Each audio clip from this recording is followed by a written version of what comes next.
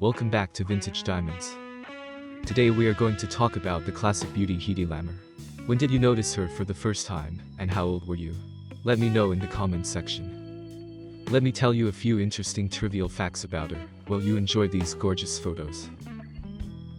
Inspired by an early Philco wireless radio remote and player piano rolls, she worked with composer George Antheil, who created a symphony played by 8 synchronized player pianos. She invented a frequency hopping system for remotely controlling torpedoes during World War II.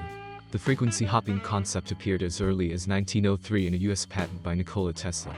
The invention was examined superficially and filed away. At the time, Allied torpedoes, as well as those of the Axis powers, were unguided. Input for depth, speed, and direction were made moments before launch, but once leaving the submarine the torpedo received no further input. In 1959 it was developed for controlling drones, that would later be used in Vietnam.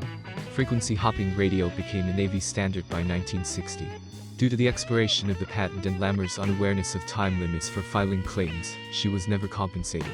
Her invention is used today for Wi-Fi, Bluetooth, and even top-secret military defense satellites.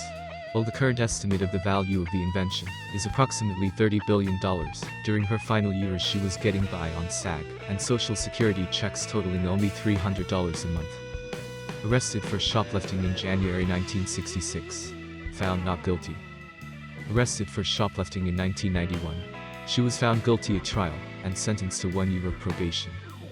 She received an award from the Electronic Frontier Foundation in 1997 for her pioneering work in spread-spectrum technology. The first Inventors' Day in Germany was held in her honor on November 9, 2005, on what would have been her 92nd birthday. Was the inspiration for the DC Comics anti-heroine and Batman's love interest, Catwoman. Although she earned a great deal of money during her career, she lost her fortune with her production company. She died impoverished in Florida in 2000.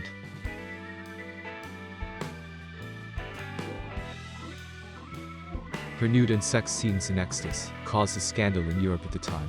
Even Benito Mussolini had a copy of the movie in his private possession.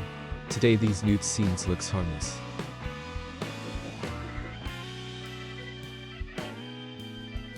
Sued Mel Brooks over the use of the name Hedy Lamarr in his movie Blazing Saddles and settled out of court. Brooks said he was flattered by this attention.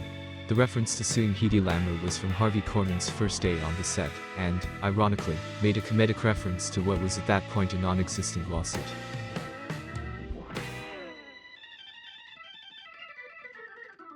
According to her biography in the MGM book Who's Who, she called the color of her eyes chameleon blue, which is to say, that they are variable from hazel to gray, and in some lights green.